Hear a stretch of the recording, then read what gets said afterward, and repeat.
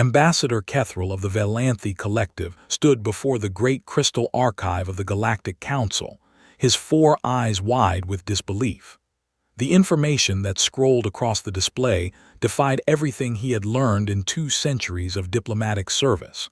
Behind him, representatives from 37 different species watched in stunned silence. "This cannot be correct," Kethril said, his voice translator struggling to convey the depth of his confusion. "The planetary survey teams must have made errors." High Archivist Zornak, an ancient being who resembled a floating cluster of bioluminescent spheres, pulsed a soft blue color that indicated gentle disagreement. "The data has been verified 17 times, Ambassador. Every detail is accurate. The species called humans are exactly what they appear to be." "But their planet," Kethril protested, gesturing at the holographic image of the blue and green world rotating slowly in the center of the chamber. "It has suffered 7 extinction-level events. 7. No civilization in recorded galactic history has survived even 2 such catastrophes. The mathematics of probability alone should have erased them billions of years before they could develop sentience." "And yet they stand among us," Zornak replied, the spheres of his body shifting to a contemplative amber. "They have sent their first ambassador to this very council. She waits in the reception hall even now." The chamber erupted in a chorus of clicks, whistles, and telepathic murmurs. Kethril raised a tentacle for silence, then turned back to the archive display. "Show me," he commanded. "Show me everything." The crystal archive hummed to life, projecting images and data that told a story of cosmic violence and impossible survival. Kethril watched with growing amazement as the history of Earth unfolded before him. The first extinction event occurred approximately 4 billion years ago, when a Mars-sized object slammed into the young Earth with enough force to liquefy the entire planet. The impact was so violent that it tore away a massive chunk of the planet's mass, sending it spiraling into orbit where it would eventually become the Moon. By all known models of planetary formation, Earth should have been destroyed. Instead, it reformed. It healed. "The collision actually stabilized their axial tilt," Zornak explained. "The resulting moon created tidal forces that would later prove essential for the development of life. What should have been destruction became the foundation for everything that followed." Kethril shook his head in disbelief. On his homeworld, such an impact would have scattered their planet into an asteroid belt. The Valanthi had evolved on a stable world, protected from cosmic violence by their position in a quiet corner of the galaxy.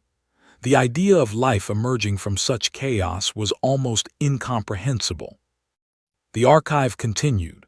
2.5 billion years ago, the atmosphere of Earth underwent a catastrophic transformation.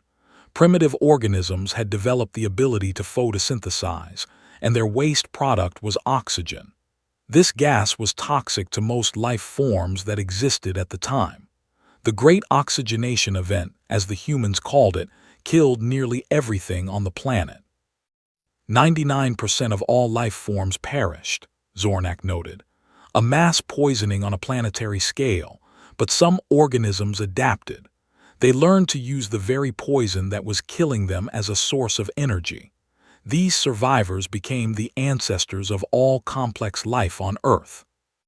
"They turned death into fuel," Kethril murmured. "Remarkable." The third extinction event was perhaps the strangest of all. 700 million years ago, Earth froze. Not partially, not temporarily, but completely. Ice covered the entire planet from pole to pole, in some places reaching depths of several kilometers. Temperatures dropped to levels that would have killed any species the Council was familiar with. This was Snowball Earth, a world locked in ice for millions of years.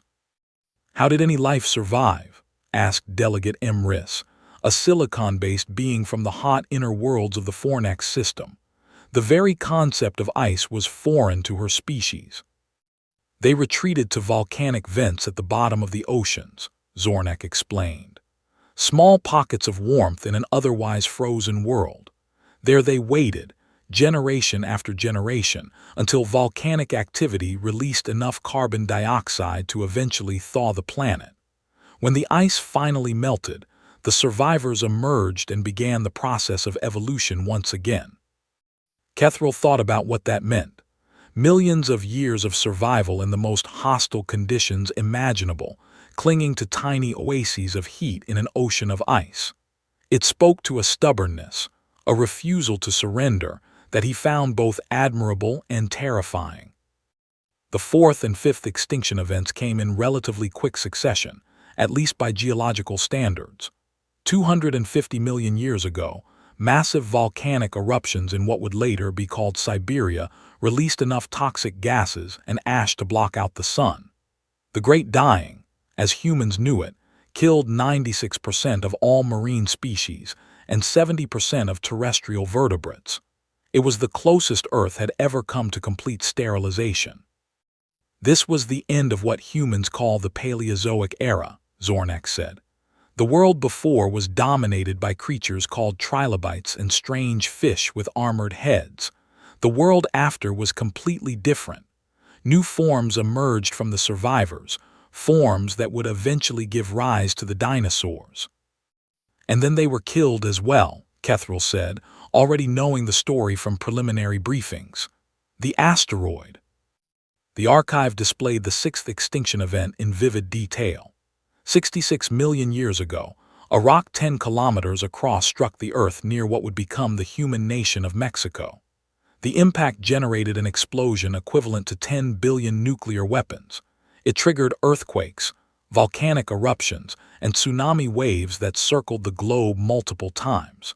Debris thrown into the atmosphere blocked out the sun for years, collapsing food chains worldwide. The dinosaurs ruled Earth for 170 million years, Zornek said. They were the most successful large animals the planet had ever produced, and they were nearly all killed in a single day. But some survived. The smallest ones, the ones that could burrow underground and survive on seeds and insects. They inherited a devastated world and began the long process of rebuilding. And from these survivors came the humans, Kethril said. Eventually, yes, but not before the seventh extinction event. The chamber fell silent. 7 extinction events was unprecedented. It was statistically impossible, and yet the evidence was undeniable. 74,000 years ago, Zornek continued, a supervolcano erupted on an island called Sumatra. The explosion was thousands of times more powerful than any volcanic event in modern human memory. Ash covered the planet. Temperatures dropped. A volcanic winter lasted for years. The human population, which had only recently evolved into its modern form, was reduced to perhaps 10,000 individuals. 10,000, Delegate Emrys's crystals vibrated with shock.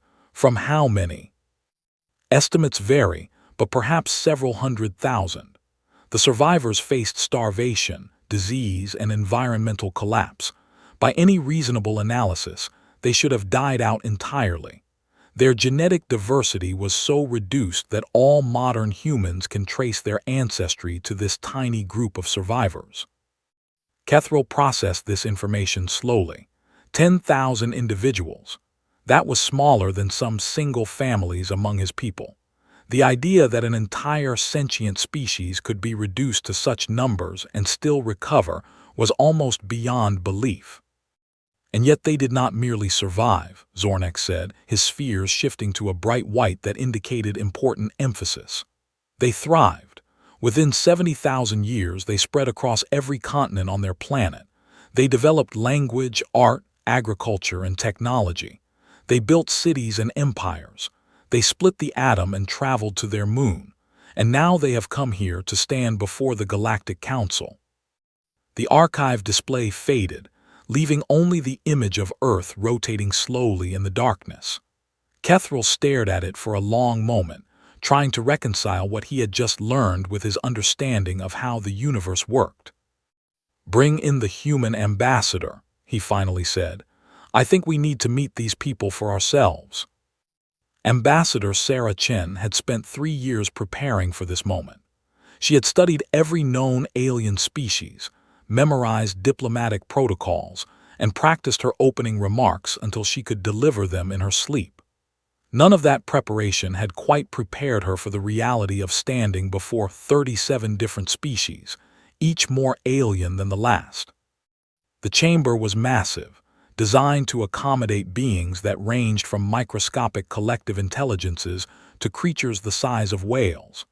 Atmospheric shields separated different sections, allowing each species to breathe their preferred mixture of gases.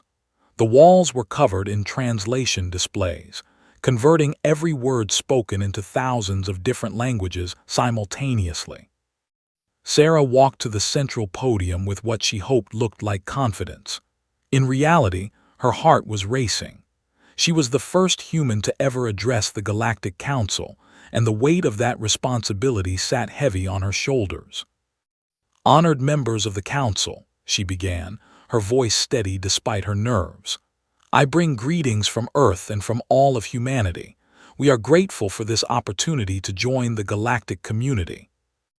Ambassador Kethril rose from his seat, his four eyes studying her with an intensity that made Sarah uncomfortable.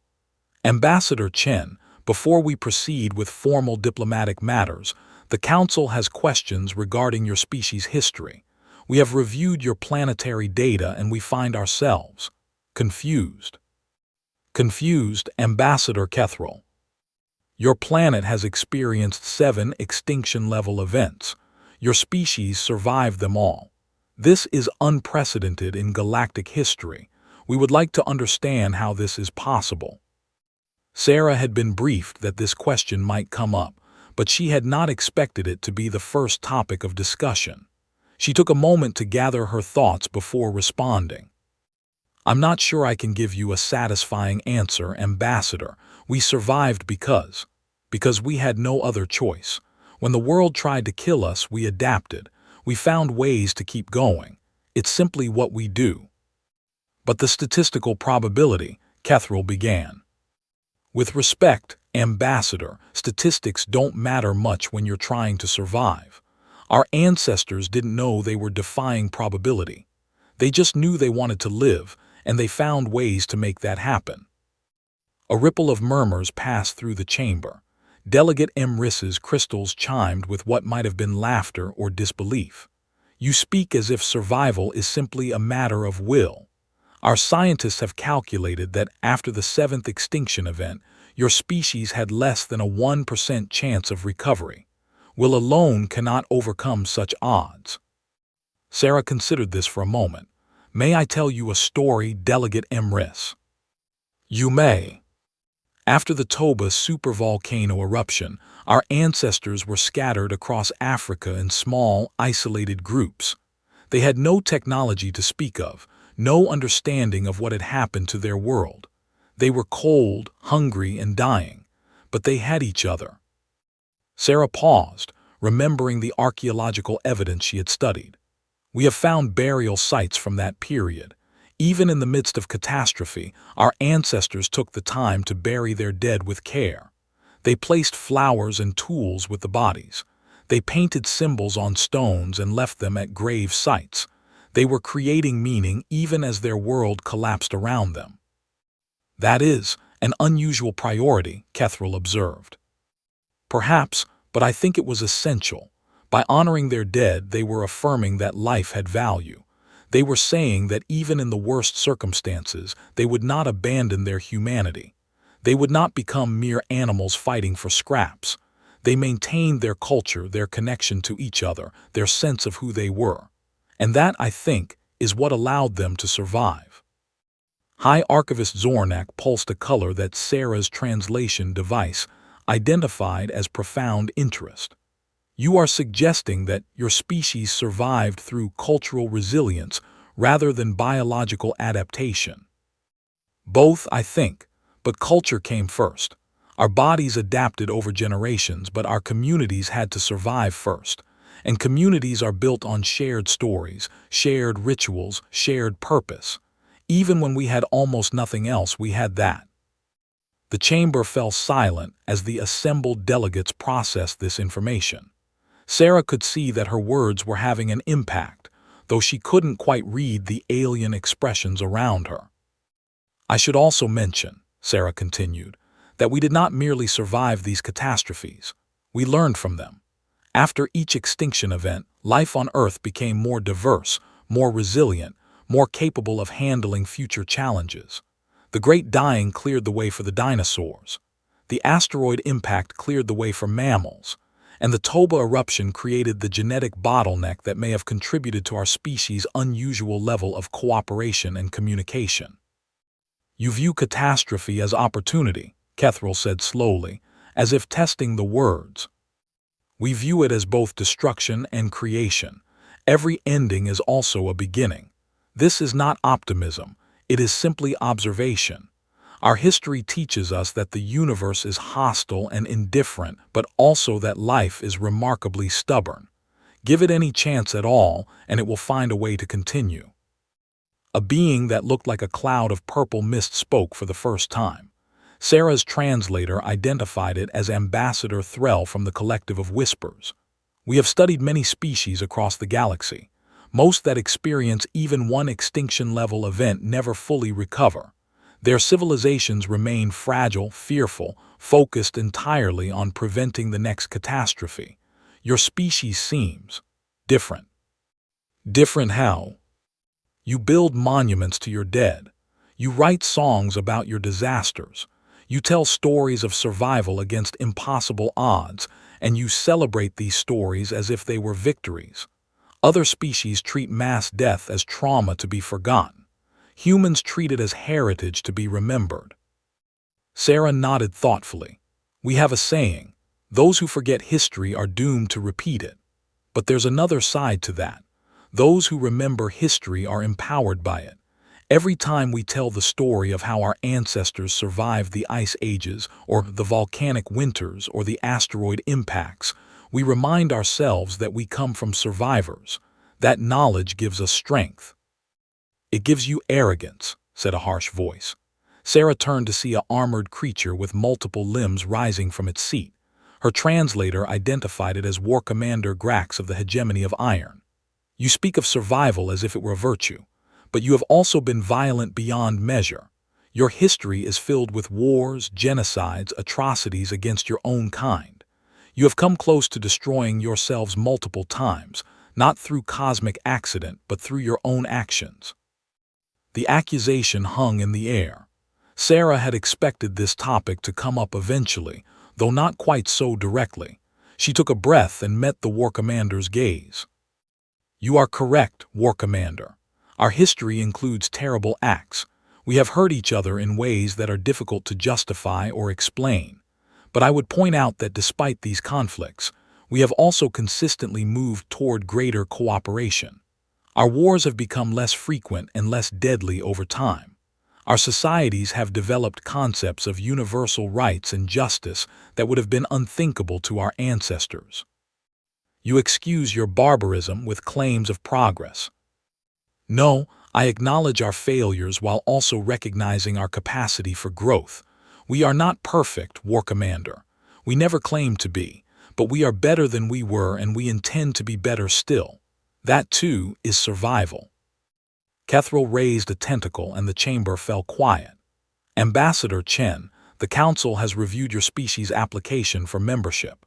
There are concerns about your violent history, your unpredictable nature, and the potential risks of integrating such an unusual species into the galactic community.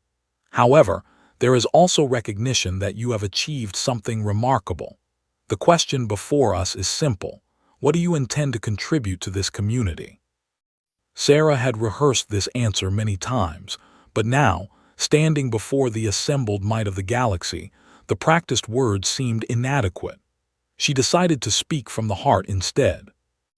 "We intend to contribute what we have always had to offer, hope.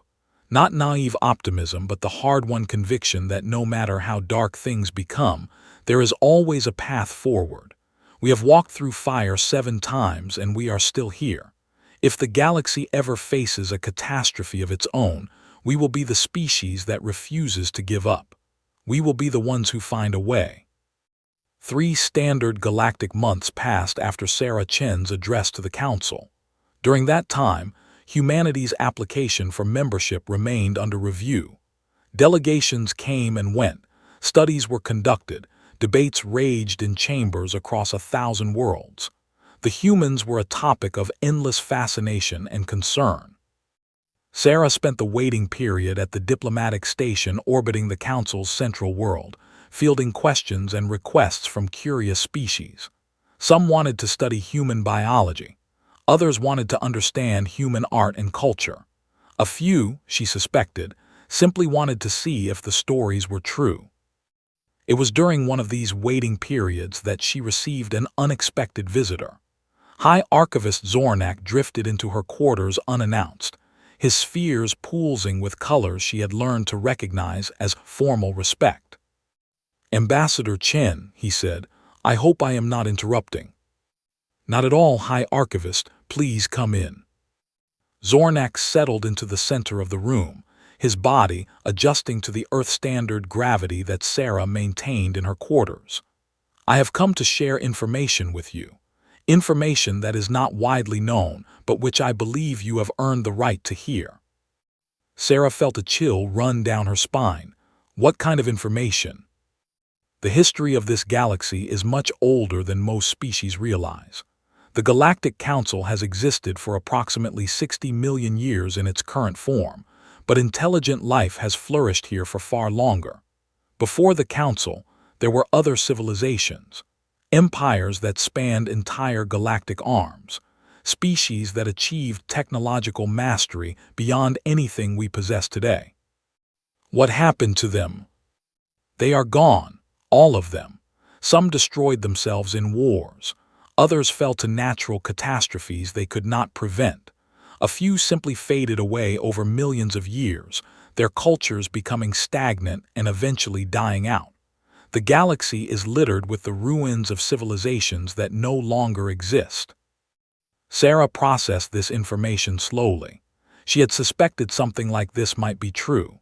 The universe was too old for humanity to be among the first intelligent species to arise, but hearing it confirmed was different. "Why are you telling me this?" "Because there is a pattern, Ambassador. A pattern that the Council has observed over and over again. When a species achieves technological civilization, they typically follow one of 2 paths. The first is expansion. They spread across the stars, build empires, accumulate power. This path usually ends in conflict, either with other species or within themselves. The second path is isolation. They turn inward, focus on their own world, try to perfect their society. This path usually ends in stagnation and eventual extinction. And humans?" Zornak's spheres shifted to a color Sarah had never seen before. "That is what makes your species so interesting. You have followed both paths simultaneously. You have expanded across your planet and into your solar system, building and conquering. But you have also turned inward, developing art, philosophy, and ethics at a pace that rivals your technological advancement. You are warriors and poets, scientists and dreamers. You are walking contradictions. Is that good or bad? We do not know. That is what concerns the Council. Every prediction model we have fails when applied to humanity. You do not behave like any species we have encountered before. Your history suggests that you should have destroyed yourselves long ago, either through nuclear weapons or environmental collapse. Instead, you have somehow managed to survive and even flourish. We cannot explain how, and that uncertainty makes many Council members nervous." Sarah laughed softly. "To be honest, High Archivist, we can't explain it either. We have spent centuries trying to understand ourselves, and we still don't have satisfying answers.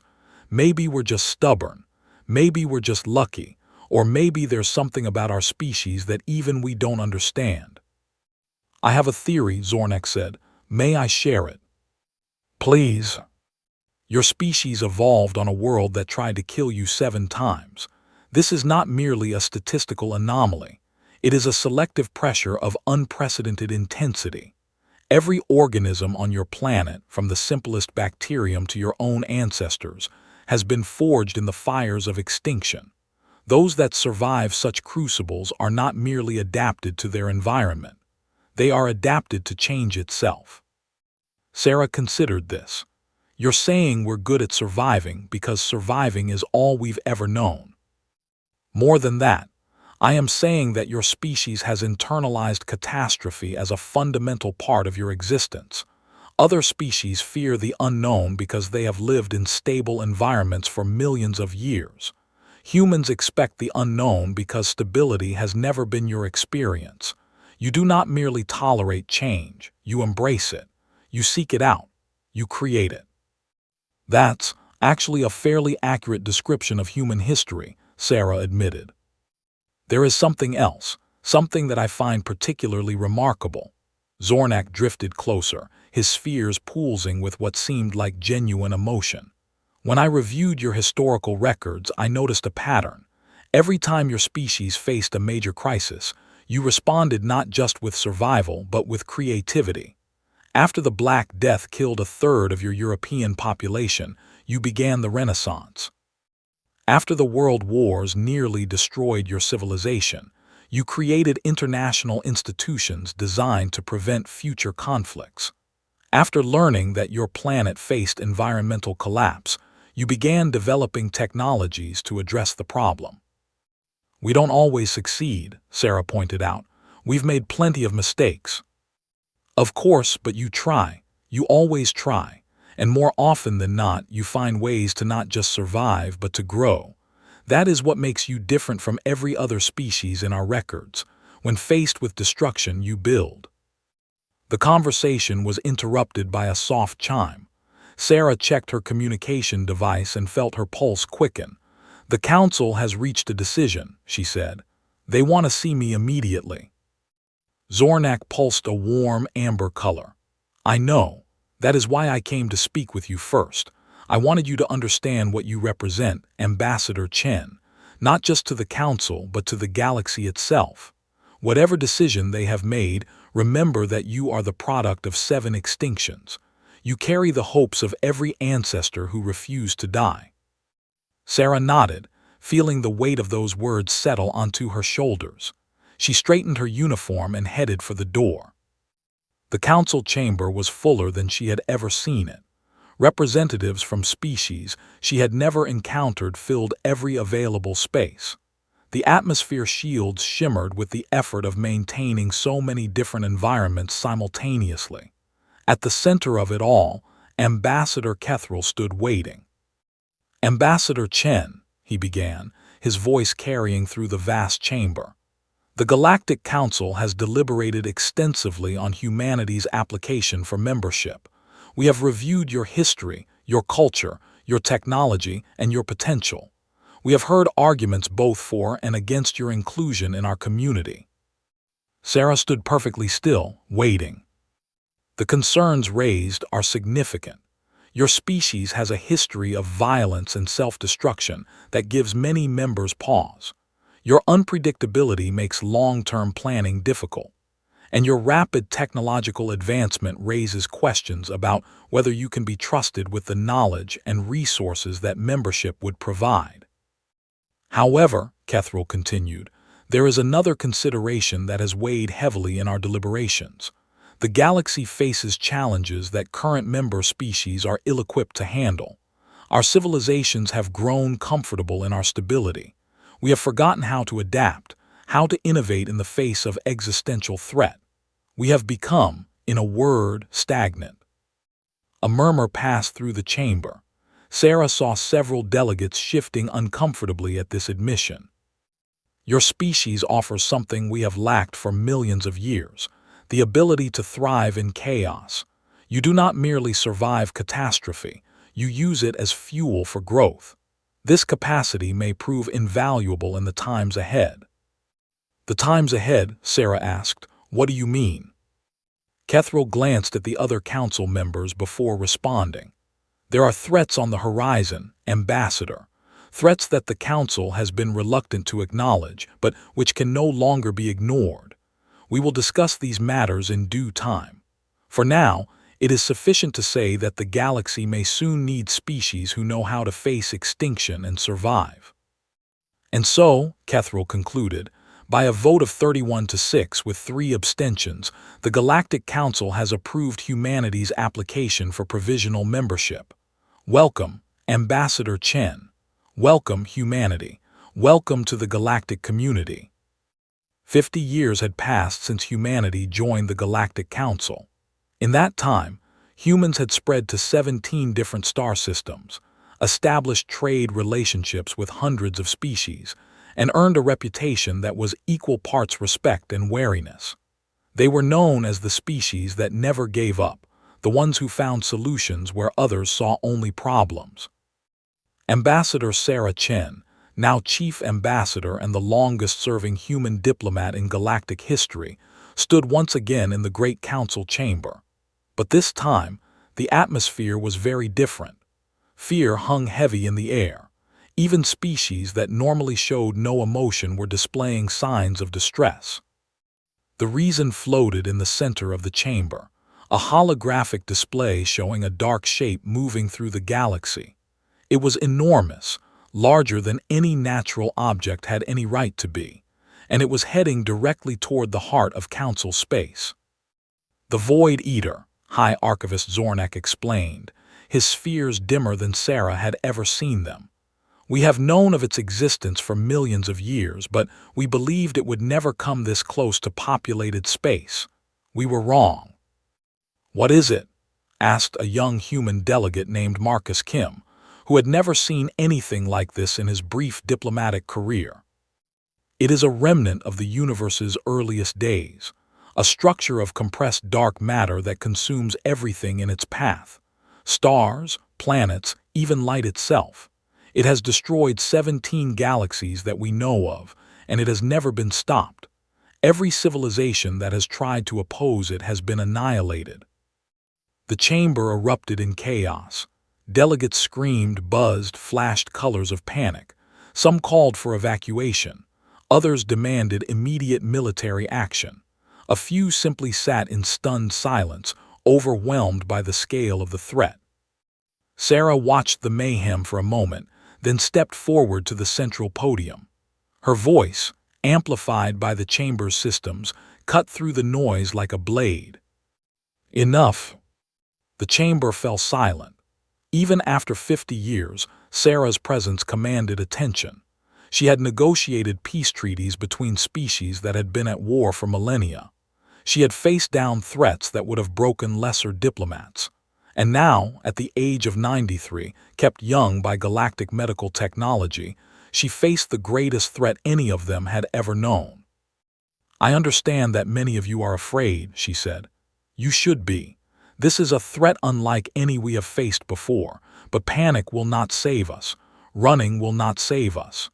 The only thing that can save us is the same thing that has always saved us, working together.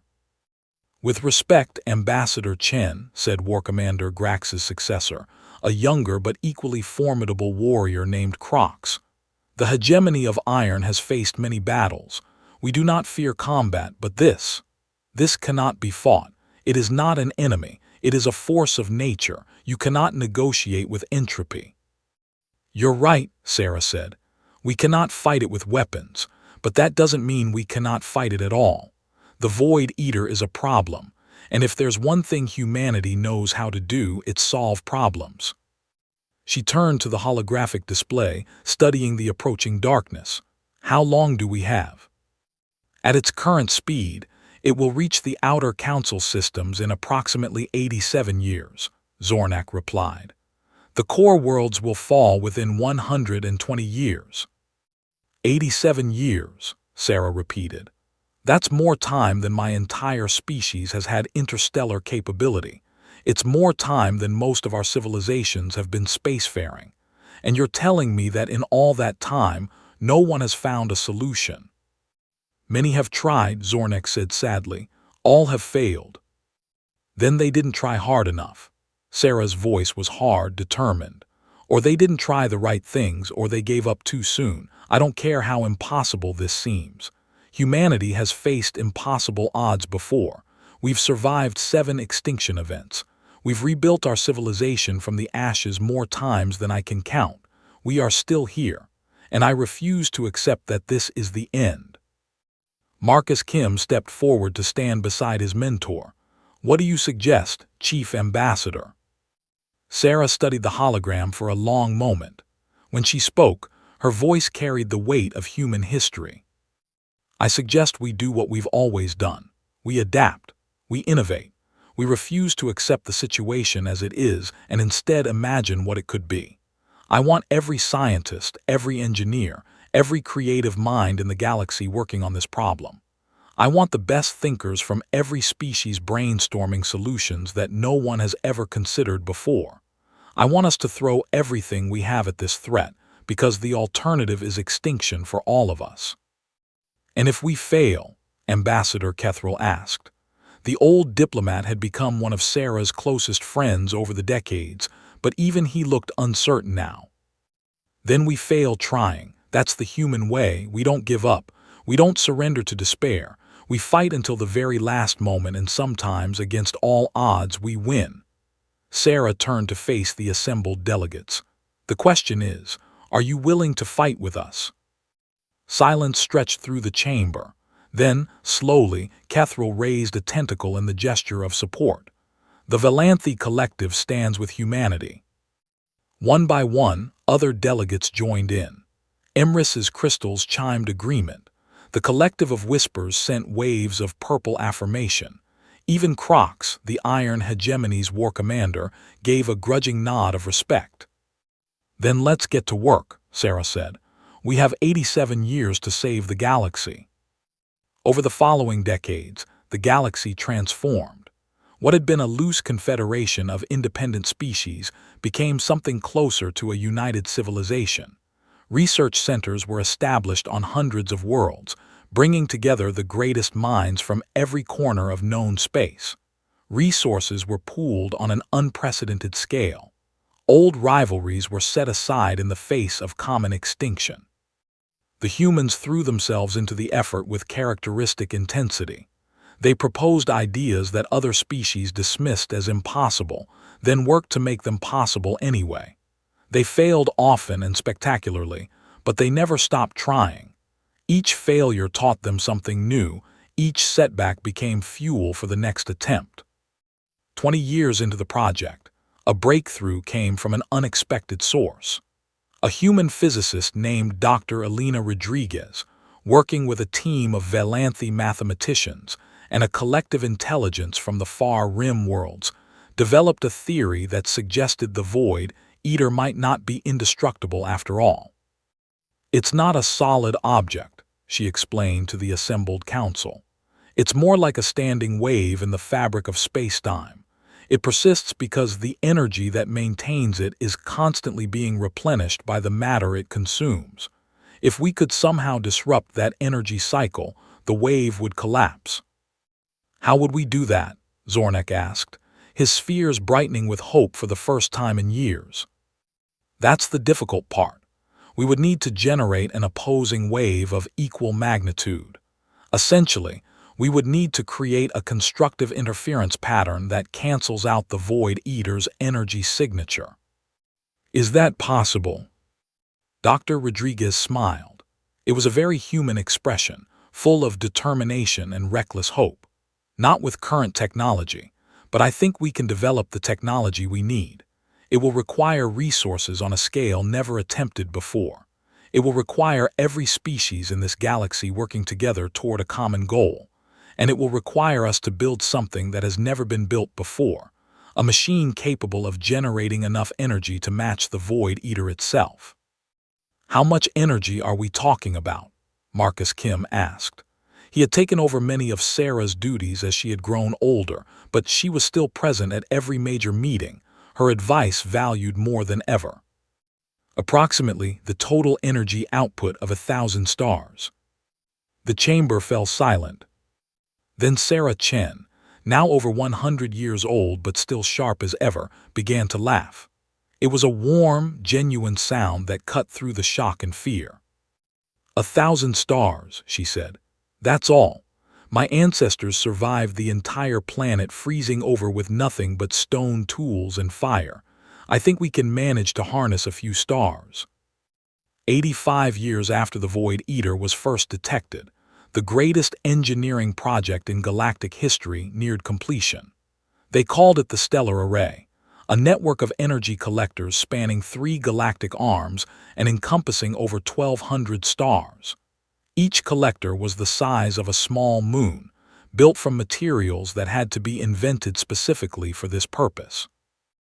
At the center of the array stood the Convergence Station, a structure so massive that it created its own gravitational field. Here, the combined energy of all those stars would be focused into a single beam of coherent force, powerful enough to create the interference pattern needed to destroy the Void Eater. Sarah Chen did not live to see the array's completion. She passed away at the age of 143, surrounded by friends and colleagues from a dozen different species. Her last words recorded for posterity were, "Don't let me down. Finish the job." Marcus Kim, now the chief ambassador in his own right, stood on the observation deck of the Convergence Station as the final components were put into place. Beside him stood representatives from every species in the Galactic Council, united as they had never been before. "The array is complete," reported Dr. Rodriguez, who had aged considerably but remained as sharp as ever. "All systems are online. We're ready to begin the firing sequence." Marcus looked out at the approaching darkness. The Void Eater filled half the sky now, a wall of nothingness that swallowed light and hope alike. In just 2 years, it would reach the outer council systems. Billions of lives hung in the balance. "What are our odds of success?" he asked. Dr. Rodriguez consulted her calculations. "Our models suggest a 67% chance of complete wave collapse, a 20% chance of partial disruption that would slow but not stop the Void Eater, and a 13% chance of total failure." 67%, Marcus murmured. "My grandmother would have liked those odds." "Your grandmother would have taken any odds," Kethril said. The old diplomat was the only one present who had known Sarah Chen when she first arrived at the council over a century ago. She was human, after all. Marcus smiled at the memory. "She used to tell me about Earth's history, about all the times the universe tried to kill us. She said that humans had been fighting against extinction since before they were even human, that survival was in our blood." "She was right," Zornek said. The High Archivist had become something of a historian of human culture over the years, fascinated by their unique approach to existence. "Your species is remarkable. When we first met, we could not understand how you had survived your planet's violent history. Now, having worked alongside you for nearly a century, I think I finally understand." "And what did you learn?" "That survival is not merely about avoiding death. It is about choosing life, actively and constantly. Every generation of your species has made that choice, even when the odds seemed impossible. That is why you are still here. That is why you will save us all." Marcus felt the weight of those words settle onto his shoulders. Then he turned to Dr. Rodriguez and gave the order that would decide the fate of the galaxy. "Activate the array." Across 3 galactic arms, 1,217 energy collectors came online simultaneously. Streams of stellar power, each one brighter than 1,000 suns, converged on the Convergence Station. The structure hummed with unimaginable energy, its systems straining to channel forces that no technology had ever been designed to handle. On the observation deck, the assembled diplomats watched as a beam of pure white light lanced out toward the approaching darkness. It was the most energy ever deliberately released by intelligent life, a statement of defiance against the void itself. The beam struck the Void Eater, and for a moment nothing seemed to happen. The darkness continued to advance, implacable and unstoppable. Then slowly, the leading edge of the Void Eater began to shimmer. The perfect darkness was no longer quite so perfect. Lines of light appeared within it, spreading like cracks in ancient ice. The energy wave was disrupting the structure that held the Void Eater together. It's working, Dr. Rodriguez breathed. It's actually working. But then alarms began to sound. The convergence station shuddered as feedback loops threatened to tear it apart. Several collector nodes reported critical failures. The beam flickered and dimmed. "We're losing power," a technician shouted. "The array can't maintain coherence. We need more energy." Marcus watched the readings with growing horror. They had come so close. The Void Eater was wounded, weakened, but not destroyed. If they lost power now, it would heal itself and continue its advance. All their work would be for nothing. "There has to be something we can do," he said. "Think, what resources do we have that we haven't used?" Silence answered him. Every available power source was already being channeled into the array. There was nothing left. Then Kethril spoke, his voice heavy with a decision that had clearly been forming for some time. "The Valanthe Collective possesses emergency reserves, energy stores that we have maintained for millions of years against existential threat. They have never been used. Would they be enough?" "No, but if other species were to contribute their own reserves." Kethril looked around the observation deck at the assembled delegates. "We have all held back, haven't we? Kept something in reserve just in case. But there is no just in case anymore. This is the case. This is the moment."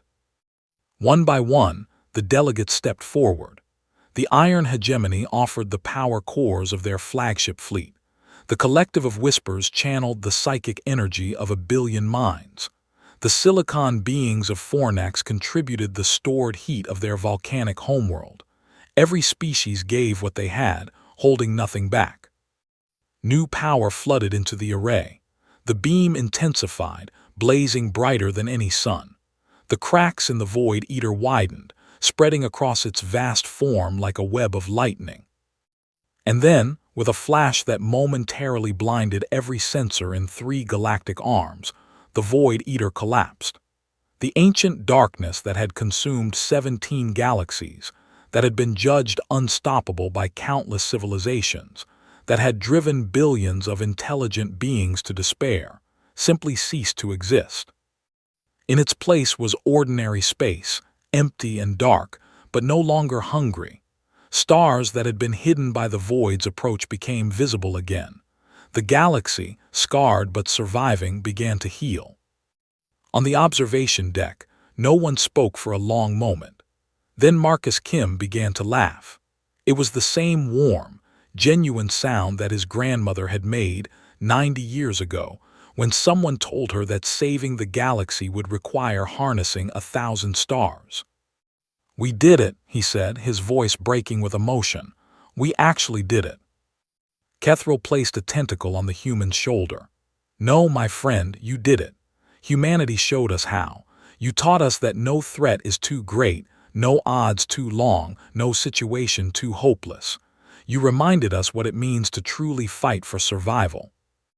Dr. Rodriguez pulled up a final display showing the galaxy as it now appeared, wounded but alive, changed but continuing. "The universe tried to kill Earth 7 times, she said softly, "and humanity built civilizations anyway. Now the universe tried to kill the entire galaxy, and together we did the same thing. We survived. We built. We continued." Marcus looked out at the stars, thinking of all the generations that had come before him. The ancestors who had survived frozen worlds and volcanic winters. The pioneers who had reached for the stars. The diplomats who had forged alliances across species. And his grandmother, Sarah Chen, who had stood before the Galactic Council and declared that humanity would never give up. "She was right," he said quietly. "We are survivors, it's what we do, it's who we are, and now it's who the galaxy is too." The assembly began to cheer, a cacophony of sounds from dozens of different species united in celebration. They had faced extinction and emerged victorious. They had done the impossible. And somewhere Marcus was certain, his grandmother was smiling. The story of humanity had always been a story of survival against impossible odds. It had begun with 10,000 shivering ancestors huddled around fires in a frozen world. It had continued through ice ages and volcanic winters, through world wars and nuclear threats, through environmental crises and cosmic dangers. Now that story had expanded to include the entire galaxy. Humanity's stubborn refusal to accept defeat, their insistence on finding hope in the darkest circumstances, had become a gift they shared with all intelligent life. The universe had tried to kill Earth 7 times. It had tried to kill the galaxy once. And life, stubborn and beautiful and endlessly creative, had built civilizations anyway. That was the human way. That was now the galactic way. And as long as there were stars in the sky and minds to dream, it would continue to be so forever.